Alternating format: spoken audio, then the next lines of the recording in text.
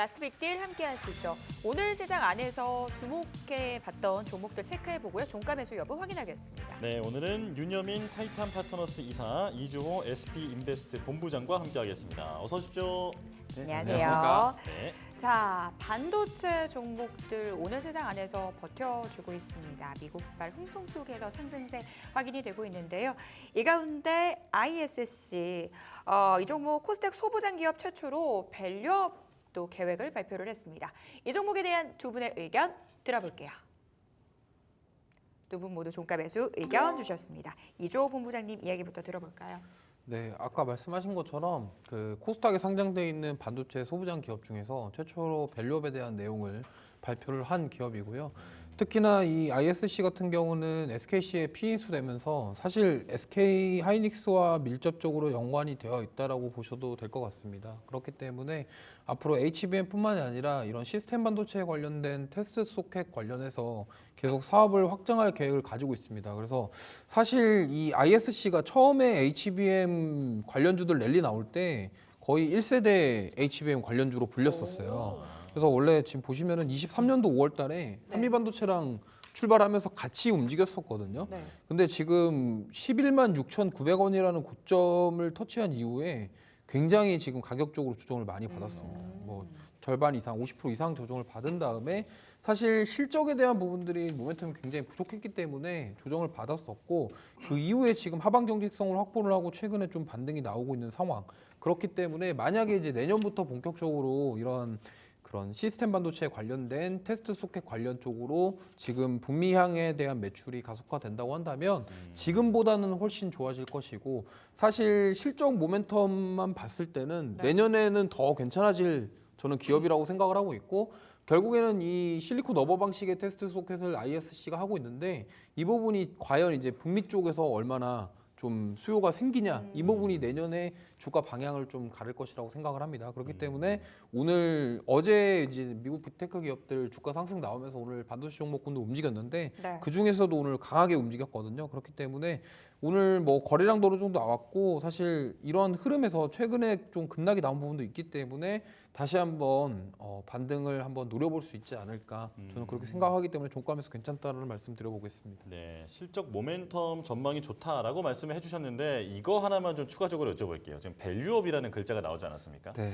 밸류업 이거 지금 괜찮은 건지 한번 좀 짚어주실까요? 뭐 사실 지금 많은 분들이 고민하실 거예요. 왜냐하면 현 정부가 지금 위태위태하잖아요. 맞아요. 그러다 보니까 정부에서 주도했던 그 밸류업 같은 경우가 좀 무산되는 거 아니냐, 대형고래처럼 그렇게 되는 거 아니냐 이런 고민이 많으실 텐데 만약에 야당으로 정권이 바뀐다고 하더라도 조금 조기 대선이 만약에 발생한다고 네. 하더라도 이 밸류업에 대해서는 야당도 생각이 비슷합니다. 왜냐하면 우리 증시를 부양하고자라는 생각 자체가 여당과 야당의 차이가 거의 없어요. 하지만 그 방식 안에서의 어떤 다른 의견은 있겠죠. 하지만 밸류업이라는 것 자체가 우리나라가 어떻게 보면은 주식 자체가 지금 많이 못 올랐고 미국에 비하면 그런 측면에서 뭐 야당이든 누구든 간에 지금 우리나라가 어느 정도 좀 올라가줘야 된다라는 생각을 다들 가지고 있기 때문에 이런 부분에 있어서 크게 타격을 받을 것 같지는 않습니다. 물론 네. 금융주들이 좀 타격을 받긴 했습니다만 그러니까요. 그럼에도 지금 가격적인 매력이 있고 하기 때문에 크게 타격을 받지는 않을 것이다라는 생각입니다. 네, 자 코리아 디스카운트 해소에는 이제 여야도 모두 공감하고 있기 때문에 밸류업에 대해서는 조금 더 이어질 것이다라고 말씀을 해주셨지만 변동성에는 조금 어쩔 수 없이 좀 불가피할 것 같습니다. 네. 자 그리고 이제 다음 종목 카페24인데요. 자 메타가 에이전시 퍼스트 어워즈를 개최했는데 여기에서 이제 카페24가 수상했다고 하죠. 자 최근에 이 종목 뜨거운 관심을 받고 있는데 두 분의 종가 매수 의견 바로 들어보겠습니다. 자, 두 분 다 동그라미 들어주셨고요. 이번엔 윤여민 이사님 말씀 들어볼게요. 네, 일단은 오늘 카페24 관련돼서 뭐 메타와 관련된 얘기가 있었습니다만 사실 저는 이제 카페24를 한 두 가지 좀 측면에서 좀 봐야 되지 않을까라는 좀 생각을 하고 있고요.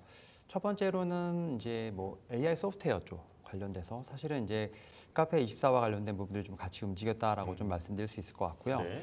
여기에 더해서 이제 좀 더 추가를 하자면 이제 쇼핑 시즌. 그래서 이제 우리나라의 어떤 유튜브 쇼핑과 좀 관련이 있는 종목이 아닐까라는 좀 생각을 하고 있는데 일단 미국 같은 경우는 참 우리나라와는 정말 다르게 신고가 랠리를 하고 있는 부분들. 그러네요. 네. 거기에 이제 산타 랠리의 어떤 부분을 기대하고 있는 상황에서 어쨌든 이 쇼핑 시즌이 어떻게 보면 첫 단추가 되지 않을까라는 좀 생각을 하고 있고 우리나라 같은 경우도 뭐 오늘 같은 경우 반도체를 좀 어느 정도 커플링 삼아서 좀 움직이는 상황에서 쇼핑 시즌과 관련된 부분에서 분명히 좀 주목을 받을 수 있지 않을까라는 좀 생각을 합니다. 뭐 그런 측면에서 카페24 같은 경우는 3분기부터 흑자 전환을 좀 시작을 하면서 숫자와도 어떻게 보면 좀 증명을 하는 좀 그러한 좀 구간을 줬었다라고 말씀드릴 수 있을 것 같은데 예. 그래서 뭐 AI 소프트웨어 관련된 쪽하고도 연계가 되고 있고 또 이제 쇼핑 시즌과도 제가 볼 때는 좀 관련이 있는 종목이기 때문에 약간의 좀 듀얼 모멘텀이 있지 않을까라는 좀 생각을 하고 있고 특히 뭐 지난주 특히 이제 증시가 좀 많이 힘들었음에도 불구하고 그래도 주가 같은 경우는 견고하게 좀 잘 올라오고 있다는 점에서 봤을 때 제가 볼 때 좀 추세가 좀 살아있는 종목 중에 하나가 아닐까라고 좀 말씀을 좀 드려볼 수 있을 것 같습니다. 예. 네. 카페24에 대해서 두 가지 포인트 잡아주셨거든요. AI 소프트웨어 쪽으로 흘러가는 돈의 물줄기, 그리고 두 번째로는 연말 쇼핑 시즌에 대한 기대감 말씀을 해주셨습니다. 특히 이렇게 시장이 불안할 때는 실적 굉장히 중요한데요. 3분기부터 흑자 전환에 성공했다라는 포인트까지 잡아주셨습니다. 자, 다음 종목 오늘장 핫한 종목입니다. 퓨처캠인데요. 오늘장 급등세 연출이 되고 있습니다.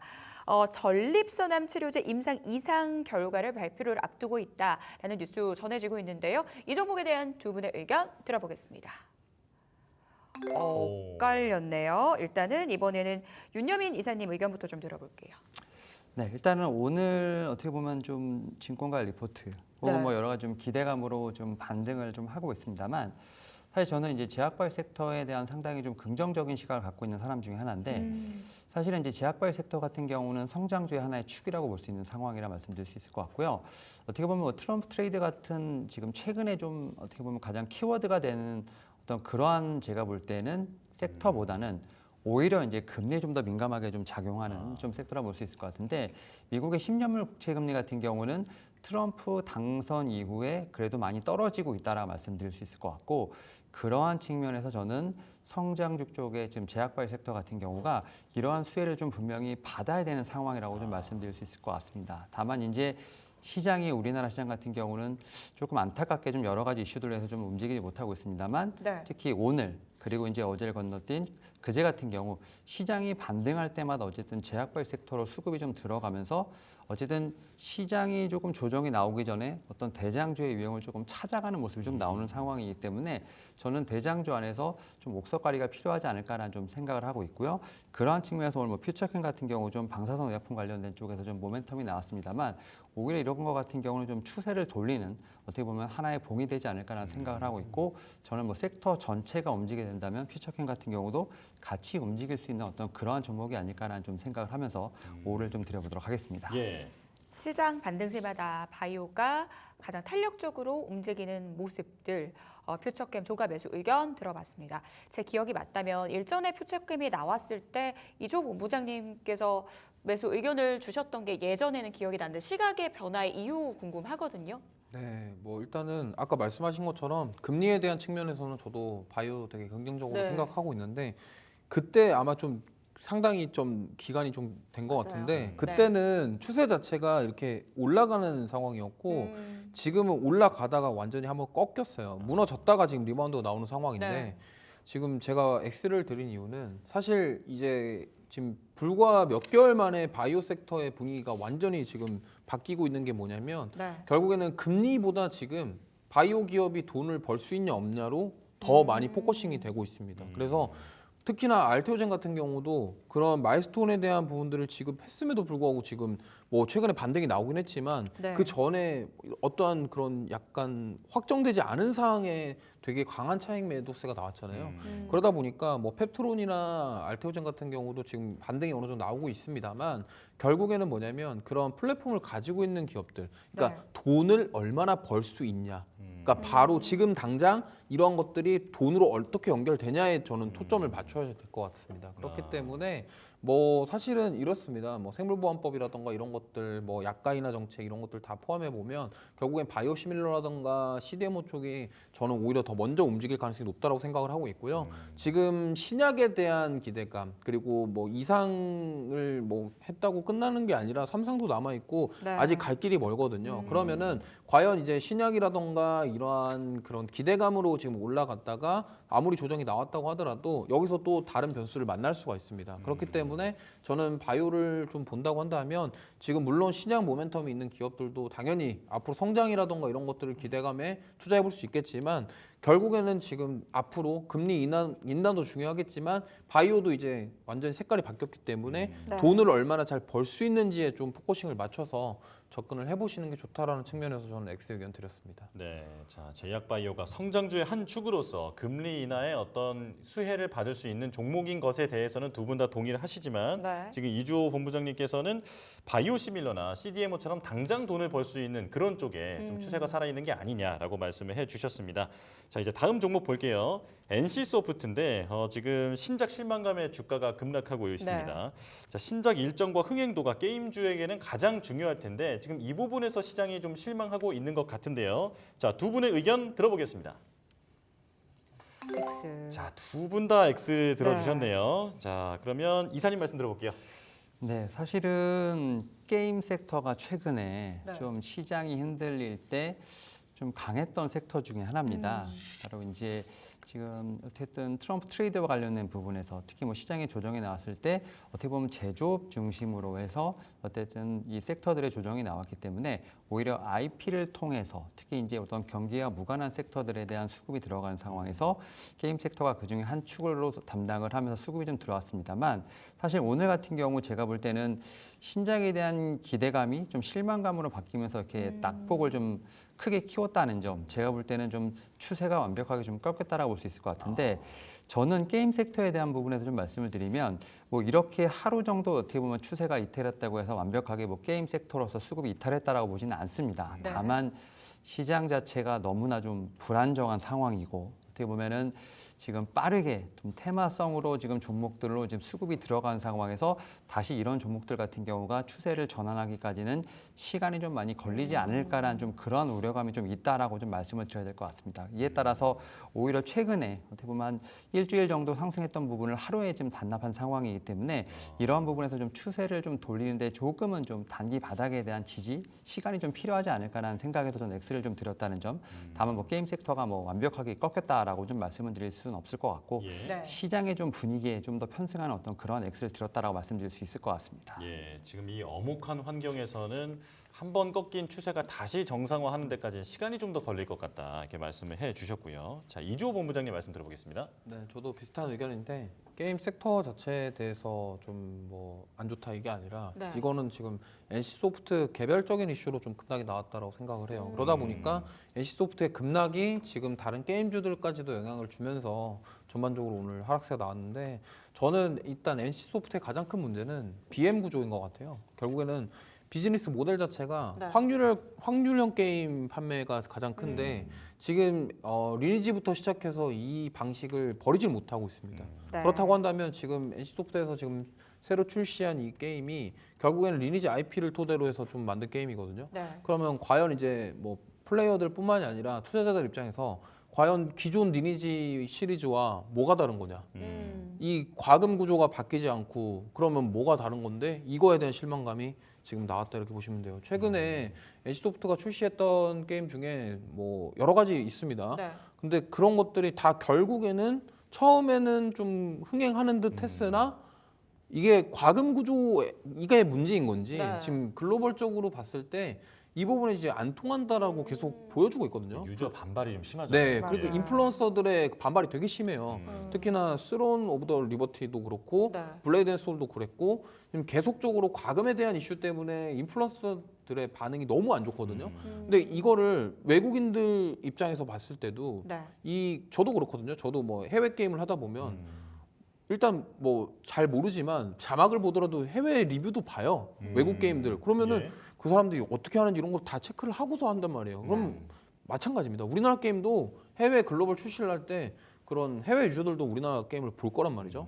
그런데 우리나라 인플루언서들 맨날 이 게임 욕밖에 안 하거든요. 요즘에 솔직히 말씀드리면 예. NC소프트 게임들 욕밖에 안 해요 지금 인플루언서들이. 그러다 보니까 이 결국엔 BM 구조 자체가 변하지 않고 체질이 변하지 않았을 때 과연 이 NC소프트가 주가가 오를 수 있냐에 대한 부분 저는 고민해봐야 된다고 생각하고 그래서 X 의견 드렸습니다. 그럼 추가적으로 질문 드리고 싶은 게 이게 개별 이슈로 봐야 된다. 게임주 전체적으로 나쁜 건 아니다. 게임주 안에서 보고 계신 종목이 있을까요? 뭐 지금 사실 본다면 저는 네. 데브시스터즈나 크래프톤 정도.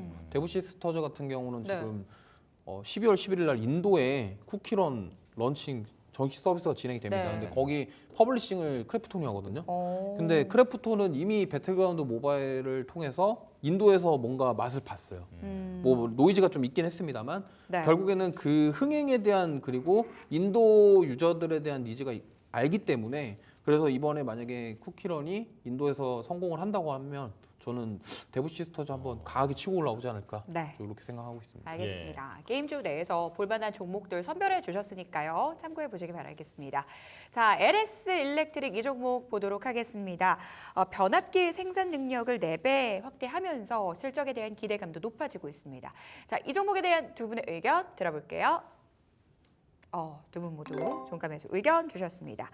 윤여민 이사님 의견부터 들어볼까요? 네, 일단은 전력 인프라는 사실은 이제 이 미국의 대선이 있기 전부터 네. 어느 후보가 되더라도 결국은 좀 트렌드로서 계속해서 성장할 좀 섹터가 아닐까라는 좀 얘기는 분명히 있었습니다. 네. 물론 이제 지수의 어떤 흔들림과 함께 좀 섹터들이 다 같이 좀 무너지는 상황이 있었습니다만 결국 이제 이 AI 어떤 트렌드와 함께 결국은 전력에 대한 부분들, 뭐 데이터 센터의 어떤 수요라든지 여기에 더해서 신재생 에너지 어떤 증가라는 어떤 여러 가지 좀 어떤 제가 볼 때는 원인들로 인해서 당연히 전력 인프라 부분은 제가 볼 때는 수요가 증가할 수밖에 없고 여기에 또 이제 그 노후화된 시설에 대한 교체 수요도 분명히 있다라는 점에서 봤을 때 충분히 제가 볼 때는 좀 당선인이 이제 어쨌든 임명이 되고 나서 대통령이 됐을 때 내년부터도 제가 볼 때는 충분히 볼 수 있는 섹터가 아닐까라는 좀 생각을 하고 있고요. 네. 그 가운데 사실은 여러 종목들이 좀 얘기가 됐었습니다만 네. LS 일렉트릭만 좀 상당히 좀 주가가 좀 많이 못 갔다라고 좀 생각이 듭니다. 물론 뭐 개별적인 부분도 있겠습니다만 섹터 전체가 움직이는 측면에서 봤을 때 어떻게 보면 상당히 좀 저평가돼 있다라는 부분이 있고요. 그 간에 어쨌든 이슈 같은 경우는 충분히 좀 주가에 녹아들었기 때문에 지금은 오히려 좀 바닥권에서 움직이는 그래서 좀 저평가 매력으로 봐야 되지 않을까라는 생각을 하고 있고 최근에 컨센서스를 보게 된다면 올해 지금 전체적으로 봤을 때 영업이 뭐 전년 대비해서 한 10% 정도 증가하는 부분도 분명히 나왔고요. 여기에 더해서 캐파 같은 경우도 드라마틱하게 좀 증가하고 있는 상황이기 때문에 제 생각에는 지금 앞에서 말씀드렸던 다른 종목들 비해 너무 못 갔다. 하지만 이제 캐파뿐만 아니라 실적도 성장하고 있는 상황이기 때문에 오히려 이 종목을 매수를 안 할 이유가 없다라고 좀 말씀을 좀 드릴 수 있을 것 같습니다. 예. 네, 섹터 내에서 상대적으로 가격적인 매력 부각되고 있다. 저평가 매력 있는 이 종목 종가 매수 의견 들어봤습니다. 이조호 본부장님 의견 추가적으로 덧붙여 주시죠. 네, 현대일렉트릭이라던가 효성중공업에 비해서 네. 그동안 못 갔던 이유는 실적이 좀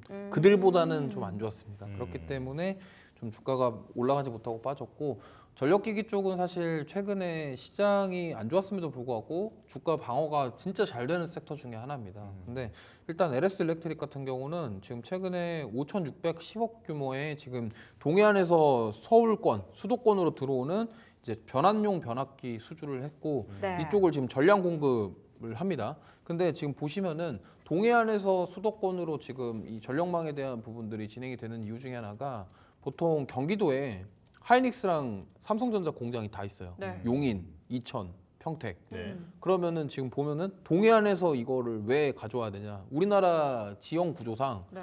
풍력 에너지라던가 수력 그러니까 댐 에너지가 나올 수 있는데 다 강원도예요.